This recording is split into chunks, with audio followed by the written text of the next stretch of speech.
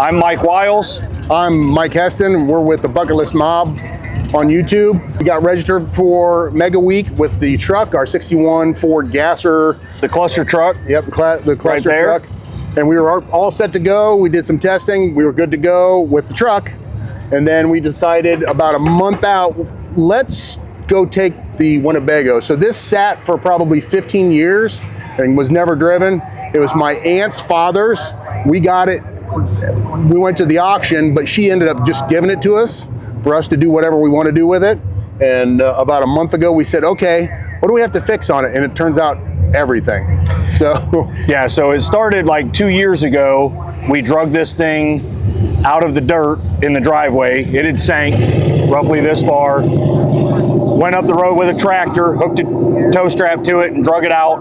And then it sat at our buddy's shop for a couple years. And then Cletus McFarland did that cheap RV challenge, and that kind of lit the fire, and we're like, all right, we got to do this. We got a way cooler RV than any of those guys. We got a way cooler RV than any of those that they had on their show. So like, let's put some time into this thing and get it back on the road. So that's what we did in a ridiculously short amount of time.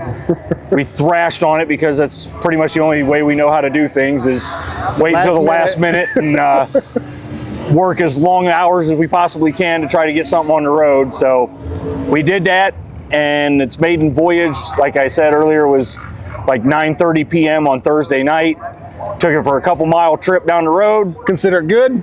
Called it good. Might as well load a race truck on a trailer and hook it to this thing and attempt to tow it across the country. And that worked for about 60 miles and multiple overheating issues. And we just got really lucky that we broke down where we did, because Mike's oldest daughter has a really great boyfriend, and he's got some really great parents, and they've got a really nice house, and they just happen to be on vacation. So one thing led to another, and we ended up working on this thing for 2 days in their driveway. So shout out to Josh's mom and dad, who I've yet to meet. Dave and Rachel, we'll meet them when we get back, because the truck's still at their house. Exactly. So we got to go pick the truck and trailer up on the way back home. But we decided, what the hell? We're not going to make tech with the truck. We've taken work off already. Yeah, we were already off for the week, so we might as well. I couldn't bring myself to go back to work. Yeah. So let's take that. Yeah, exactly.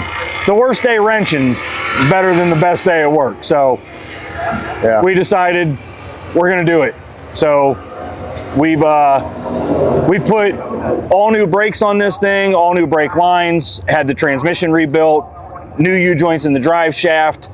The wheel adapters we borrowed from a buddy, the front wheels we borrowed from a buddy, the back wheels we had to buy and have them machined, and order tires.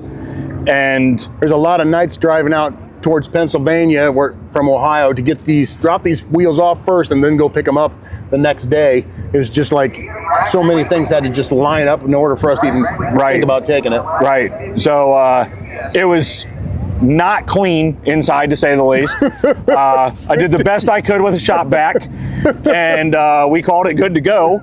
Never looked at the bed over top of the... Yeah, never looked at the bed over top. Thank you to whoever put the sheet on there in 1973. I appreciate that. I slept with that last night with a towel as a blanket and a pillow, and because we're totally ready. It's good to go. That's all you need. It's all you need. So yeah, it's been an adventure so far, and ultimately, short of a gas tank that probably should have been replaced, this thing's doing really well. Our biggest issue that we're fighting is just the fact that we keep getting dirty fuel filters, because we keep picking up crud out of the tank that sat for 15 years. We've used 10 fuel filters. Yeah. So we've gotten pretty good at changing fuel filters on the side of the road and blowing out fuel lines. Thank God we brought a little portable air compressor and a blowgun and a generator. Yeah. And that's pretty much saved the trip, honestly. So she's a beaut, Clark. Yeah, she's a beaut, Clark. Clean one owner. Clean one owner. Low miles.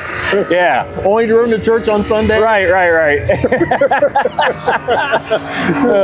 Prime restoration candidate. Yes, absolutely. So we're going to use this. So the plan is we're probably going to have to beef up the motor a little bit, maybe even overdrive transmission.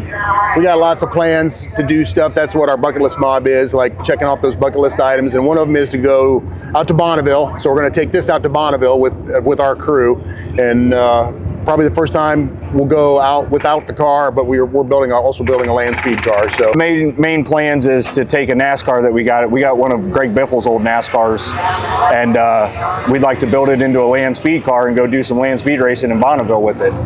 So we want that to be kind of like the Swiss Army knife of race cars. We want to do land speed stuff. We want to we have a premier road racetrack where we live in Lexington, Ohio, Mid-Ohio racetrack, and we'd like maybe do some road race stuff, take some classes down there and just have a good time. That's what it's all about.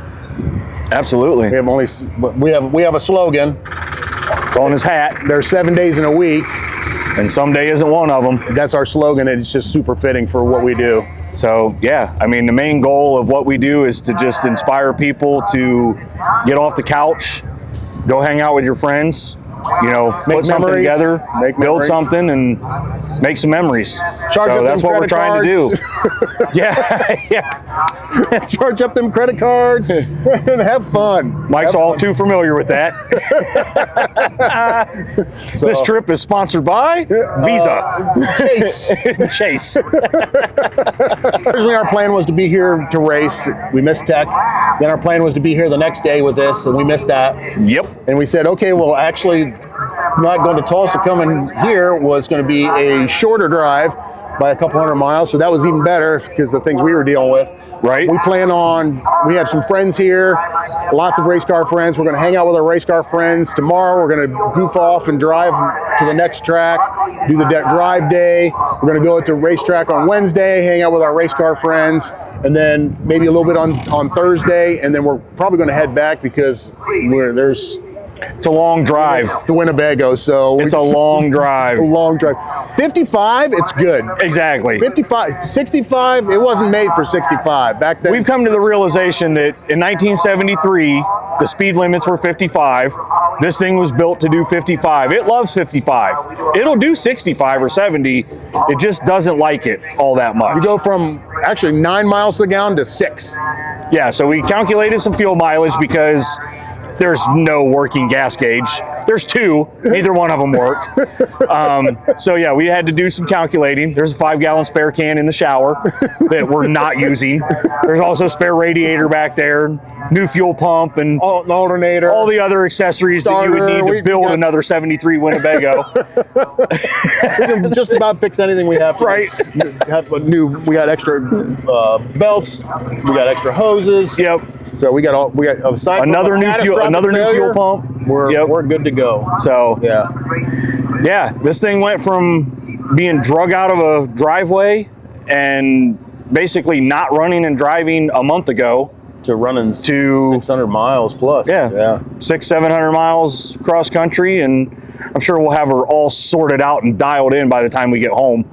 So hopefully that's the smart way to do it. If you're going to build something, you shouldn't sort it all out before you take it on the road. You should just get it good enough, take it 700 miles across country. You'll figure out what needs to be fixed by the end of that trip, I promise.